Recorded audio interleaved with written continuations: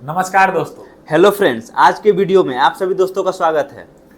Friends, हाल में ही G7 का आयोजन किया गया था जो कि इटली में था और वहाँ पे PM Modi as a guest गए हुए थे। G7 समिट जो कि इटली में हुआ था, वहाँ से पीएम मोदी और जॉर्जिया मेलोनी का काफ़ी फोटो वायरल हो रहा है, उनका सेल्फी भी वायरल हो रहा है।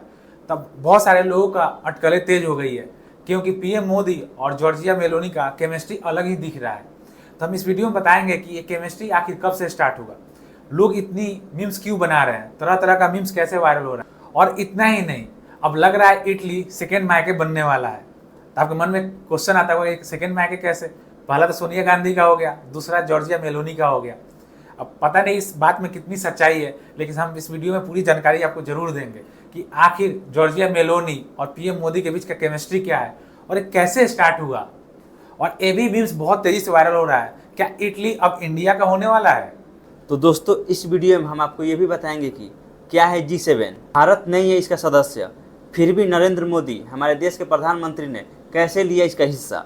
इतना ही नहीं, साथ में दोस्तों ये भी बताएंगे कि भारत को G7 में एज अ गेस्ट बुलाया जाता है, इसके बावजूद भारत को G7 गुट से क्यों रखा गया बाहर। और बड़ी बात, चाइना इतनी डेवलप्ड कंट्री है और अर्थव्यवस्था में भी आगे है, लेकिन G7 में उनको इनवाइट नहीं किया गया। और वहीं भारत की बात किया जाए तो आपने देखा होगा फोटो में पीएम मोदी बिल्कुल सेंटर में है, जो कि अपने आप में एक अच्छा मैसेज देता है कि कैसे कोई G7 का सदस्य नहीं है फिर भी पूरा पोज और सेंटर लेके बैठा हुआ है।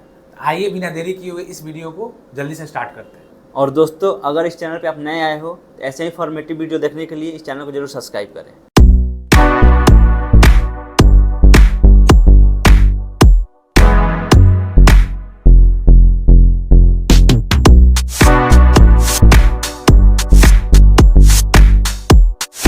क्वेश्चन तो बहुत सारा है, लेकिन सबसे पहला क्वेश्चन ये आता है कि जॉर्जिया मेलोनी और पीएम मोदी का रील्स बहुत ज़्यादा वायरल हो रहा है Hello from the Melody team. Social media पे, और इनका केमिस्ट्री काफ़ी स्ट्रांग बताया जा रहा है। तो ये स्टार्ट कब हुआ, कब से ये सब चल रहा है? प्रधानमंत्री नरेंद्र मोदी G7 में हिस्सा लेने के बाद वापस आ गए और इसी बीच जॉर्जिया मेलोनी और प्रधानमंत्री नरेंद्र मोदी का सेल्फी वायरल हो रहा है।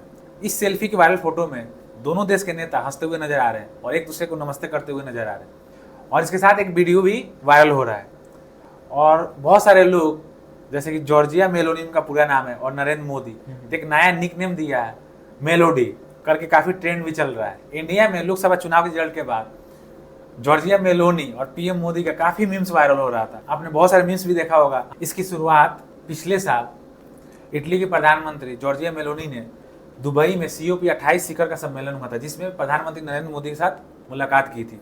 और अपने एक्स, जो कि पहले ट्विटर हुआ करता था, उस पर हैंडल पे आपने लिखा कि COP28 के सबसे अच्छे दोस्त।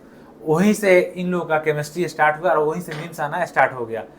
और उसके बाद तरह तरह की अटकलें तेज होने लगी कि जॉर्जिया मेलोनी और पीएम मोदी एक दूसरे को जानते हैं, अच्छे दोस्त हैं, और शायद पीएम मोदी की गर्लफ्रेंड जॉर्जिया मेलोनी है।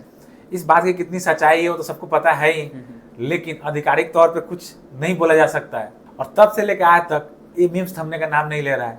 आपने बहुत सारा देखा होगा, मीम्स भी देखा होगा। मैं एक शेयर करना चाहूँगा, काफ़ी फनी भी है। उसमें यह है कि बनारस से चूंकि नरेंद्र मोदी जीतते आ रहे हैं, तो किसी ने मीम्स बना के डाला हुआ है, जॉर्जिया मेलोनी ऐसे बोल रही है बनारस से इतनी बार जीत चुके हैं, अब मुझे एक बनारसी साड़ी भी गिफ्ट नहीं करा है। वो काफ़ी फनी भी इंसिडेंस लग रहा है। ये तमाम अटकलें है और यही मेन रीजन है मीम्स का। लेकिन जहाँ तक मुझे लग रहा है ये मीम्स तक ही सीमित है, इसके अलावा कुछ नहीं है। ये सब तो ठीक है, उसी टाइम से हम G7 रट रहे हैं। आखिर G7 होता क्या है? G7 डेवलप्ड कंट्री का ग्रुप है।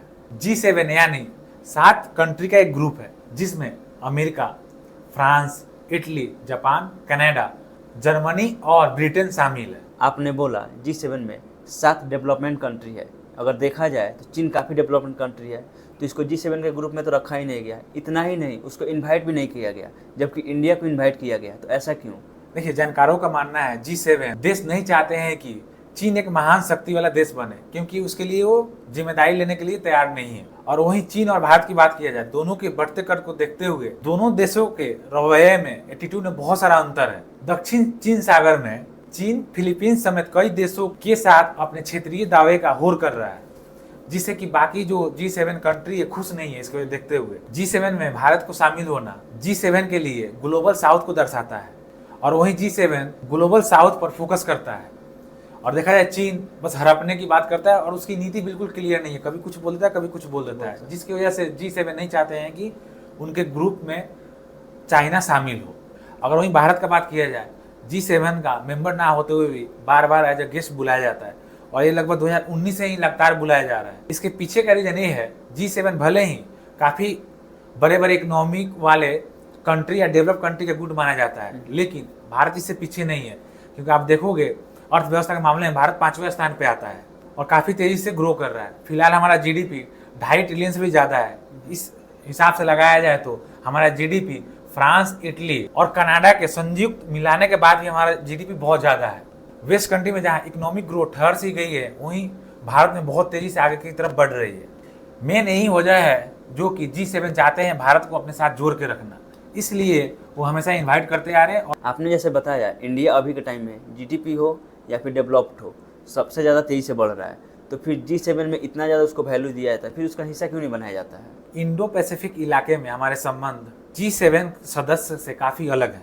ऐसे में एक संगठन बनना पुराने और अच्छे रिश्ते में दरार डाल सकते हैं, जिसकी वजह से इंडिया नहीं चाहता G7 का सदस्य बनना। हम ह्यूमन डेवलपमेंट इंडेक्स के मामले में ग्रुप 7 कंट्री से पीछे हैं, और मैं बता दूं यह वह इंडेक्स है जो कि जीवन काल, पढ़ाई, कम जैसे कारकों को देखता है। ये जो फर्क है ये भी एक रीजन है जिसकी वजह से इंडिया अभी G7 से बाहर है। इंडिया में प्रति व्यक्ति आय 7 देशों से बहुत ज़्यादा ही कम है। इकोनॉमिक बूम के बावजूद असमानता आड़े आ जाती है, जिसकी वजह से इंडिया इस ग्रुप से बाहर है। तो फ्रेंड्स, आपको क्या लगता है G7 में इंडिया का सदस्य बनना चाहिए नहीं बनना चाहिए? अपना कमेंट करके जरूर बताइए।